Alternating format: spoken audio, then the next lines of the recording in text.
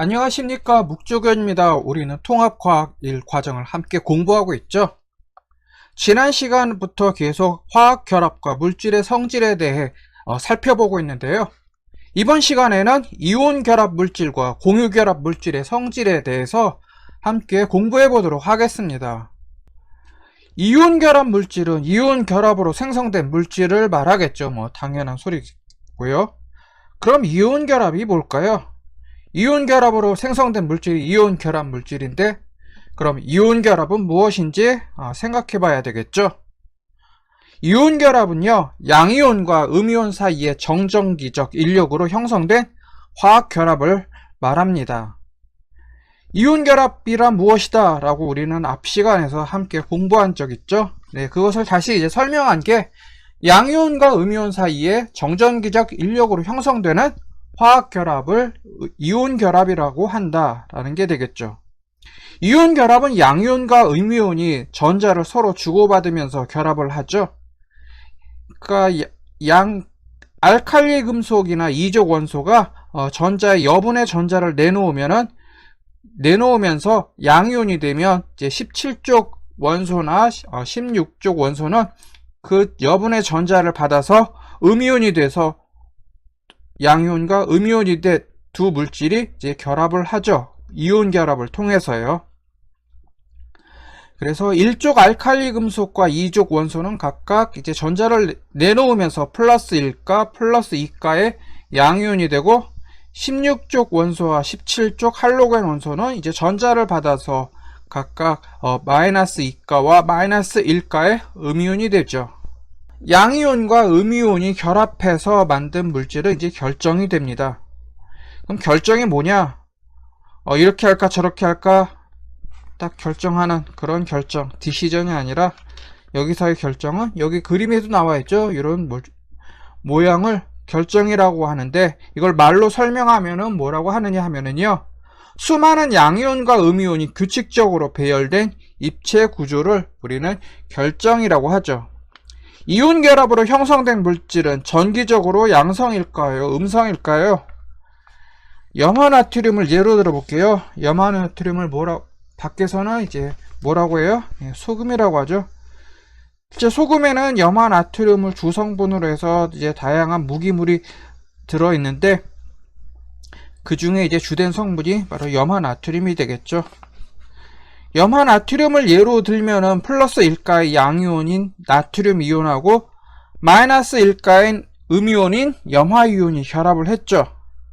그럼 플러스 1과 마이너스 1이 결합해서 이제 전기적으로는 중성이 되겠죠. 플러스 1 더하기 마이너스 1 하면은 0이잖아요. 그래서 전기적으로 이제 중성이 됩니다. 이처럼 이온 결합으로 형성된 화합 물질은 전기적으로는 이제 중성입니다. 그러니까 양이온은 플러스 전하를 띠고 있고 음이온은 마이너스 전하를 띠고 있지만, 둘이 결합하면은 전기적으로는 중성이라는 소리죠.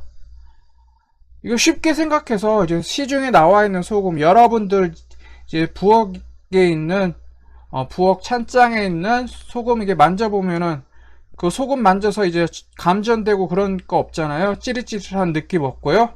그건 왜냐면 이제 소금이 전기적으로 중성이기 때문에 그런 거죠. 만약에 소금의 전기적 성질을 띠고 있다 하면은 함부로 만지면 큰일 나겠죠.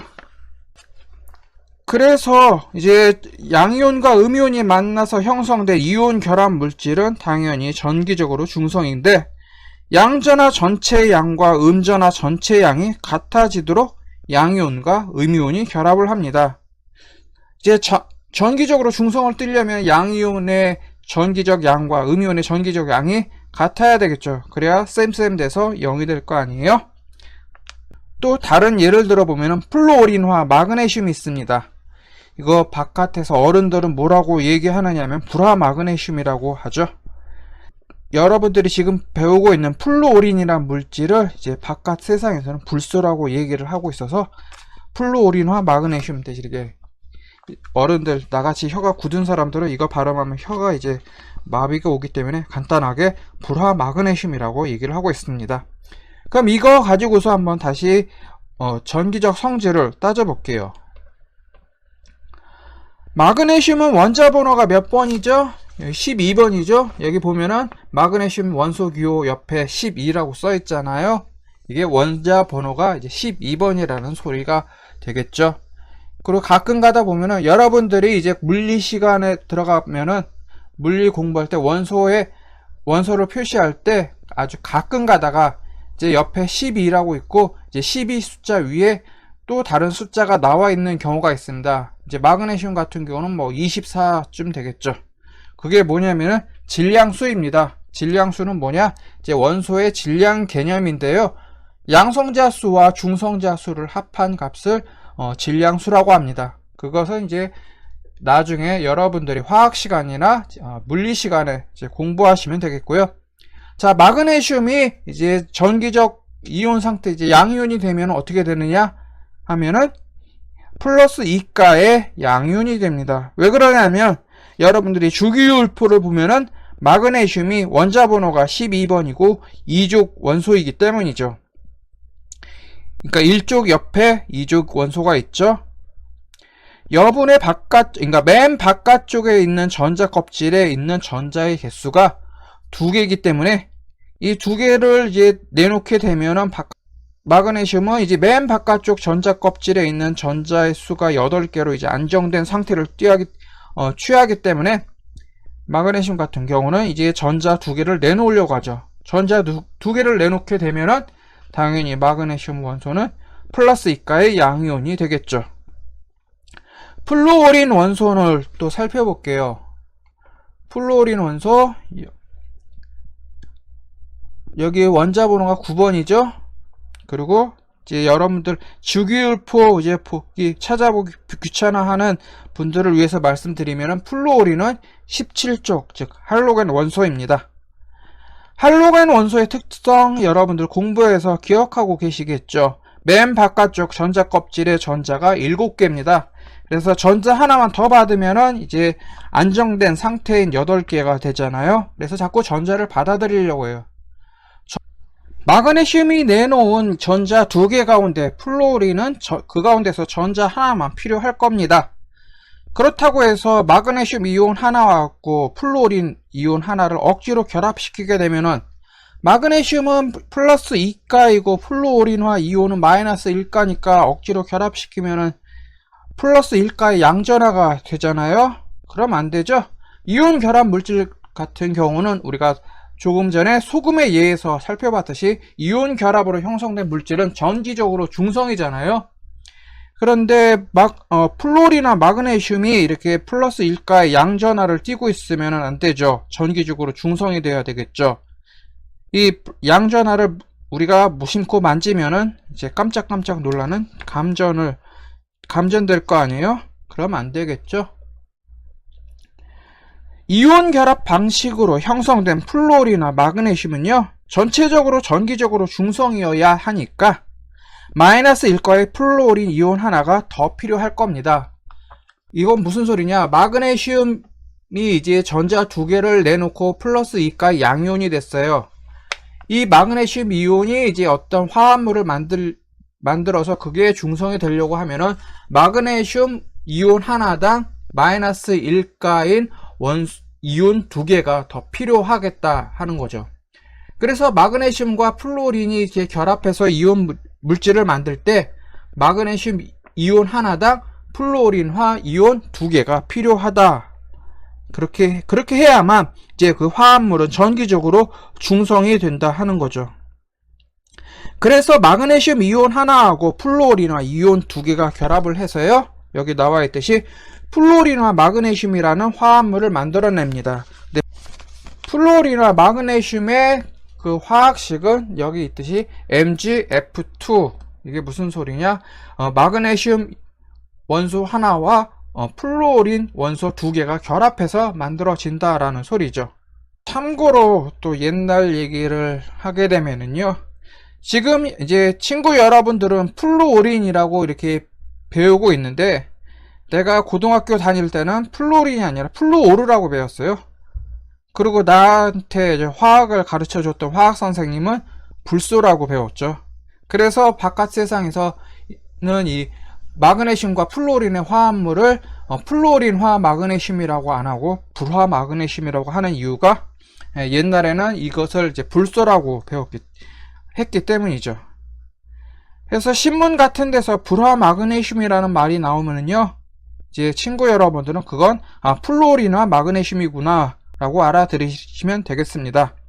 플로린화 마그네슘이라는 화합물에서 알 수 있듯이요, 이온의 종류에 따라서 결합하는 이온의 개수비가 달라집니다.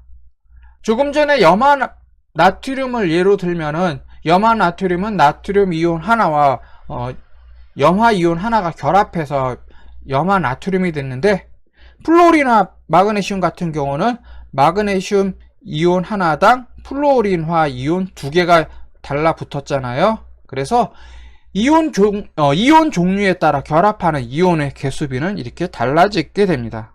그렇게 되면은 이온 결합 물질의 화학식도 달라지겠죠.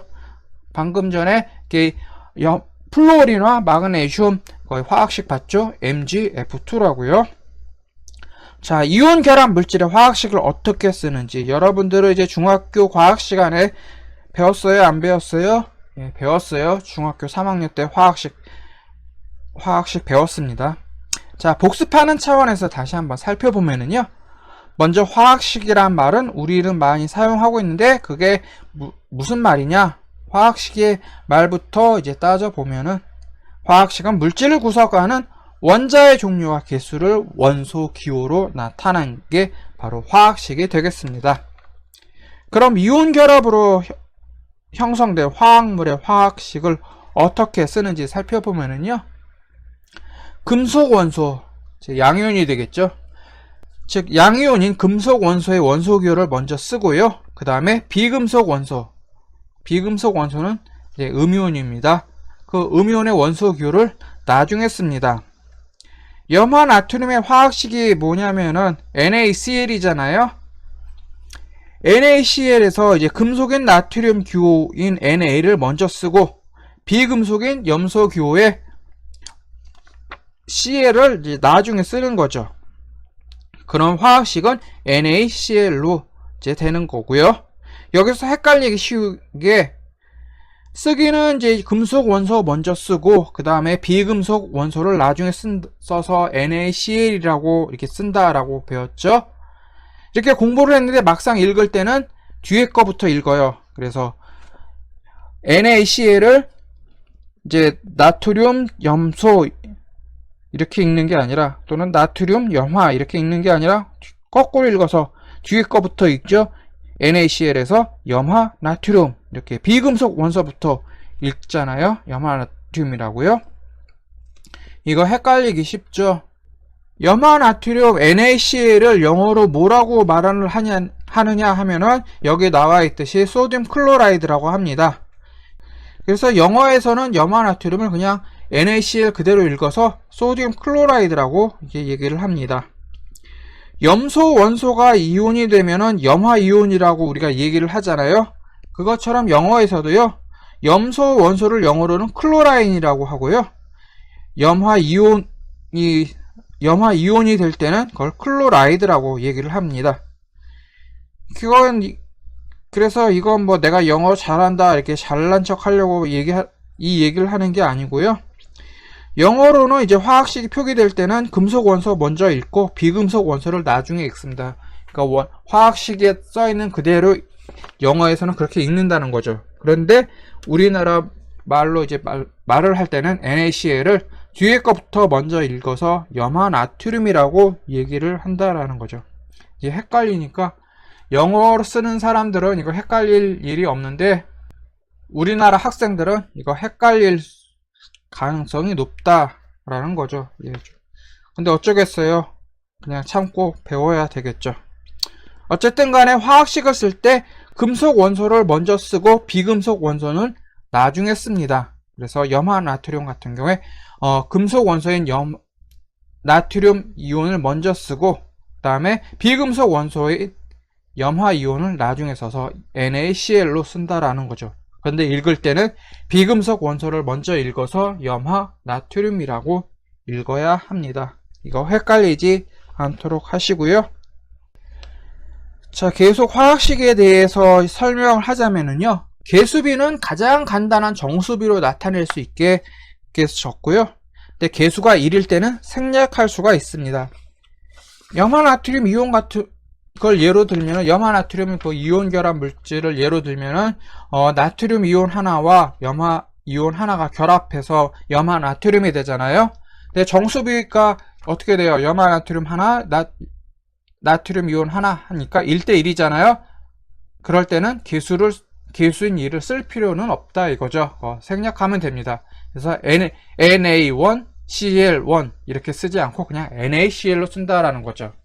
그런데 플루오린과 마그네슘 같은 경우는 마그네슘 이온 하나당 플루오린과 이온 2개가 붙으니까 가장 간단한 정수비가 어떻게 돼요?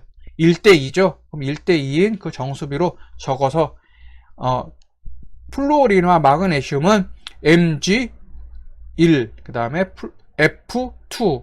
근데 1은 생략할 수 있으니까 MgF2로 플루오린과 마그네슘의 화학식을 쓰게 됩니다. 염화칼슘을 예로 들어볼게요. 염화칼슘의 화학식이 뭐냐면 CaCl2죠. 이건 무슨 소리냐면 칼슘 이온 하나하고 염화 이온 2개가 1대2로 결합을 하고 있다라는 소리가 되겠죠. 그러니까 이거의 이온의 개수비가 어떻게 돼요? 염화칼슘에서 칼슘 이온 하나당 염화 이온 2개가 붙으니까 1대2가 되니까 가장 간단한 정수비 역시 1대2가 되겠죠. 그래서 염화칼슘의 화학식은 CaCl2로 적는다라는 거죠. 이걸 괜히 Ca2Cl4나 Ca3Cl6 이렇게 쓰면은 안 된다라는 겁니다. 만약에 CA3Cl6 이거는 칼슘 이온 3개와 염화 이온 6개가 결합해서 염화 칼슘이 됐다라는 건데, 이거는 다 약분을 해서 가장 간단한 정수비인 1대2로 해서 CaCl2로 써야 한다라는 게 되겠죠. 그리고 Ca 즉 칼슘 이온은 하나이니까 개수 1을 생략하고 Ca만 적어서 Ca1Cl2가 아니라 CaCl2로 적어서 염화칼슘이라는 화학식을 이게 나타낸다라는 게 되겠습니다. 염화칼슘이 뭔지 아시죠? 어떻게 생겼는지도 보셨나요? 겨울철에 눈 오면은 염화칼슘 뿌리죠. 눈 녹으라고요. 예, 그게 그 염화칼슘이 이 염화칼슘입니다. CaCl2. 염화칼슘은 칼슘과 염소 원소가 결합돼서 만들어진 물질이죠. 지금은 염화칼슘을 뿌리는데 그게 환경 오염을 일으킨다고 해서 또 염화칼슘 대신에 소금을 뿌리고 있습니다. 이건 뭐 그냥 상식으로 알아두시고요. 옛날에는 염화칼슘 대신에 뭘 뿌렸냐면 모래 뿌렸어요. 모래 뿌리고 이제 동네 골목길에서는 연탄재 뿌렸죠. 연탄 다 쓴 연탄 그거 부셔가지고 연탄재를 이제 길에다 뿌렸습니다. 이렇게 해서 이온 결합 물질이란 어떤 물질이며 어떻게 결합하고 있는지 간단히 살펴봤습니다.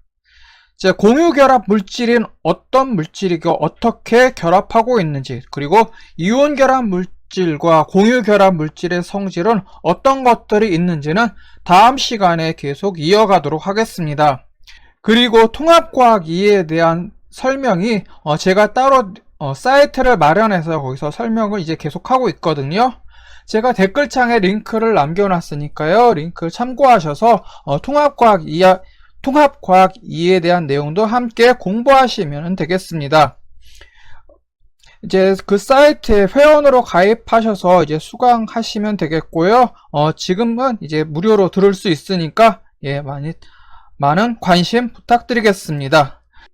또 이번 동영상이 여러분들에게 도움이 되셨거나 유익하셨다면, 그리고 다른 분들에게 권할만 하다면 좋아요와 구독 부탁드리겠습니다. 네, 수고하셨습니다. 또 다음 시간에 계속 이어가도록 하겠습니다. 감사합니다.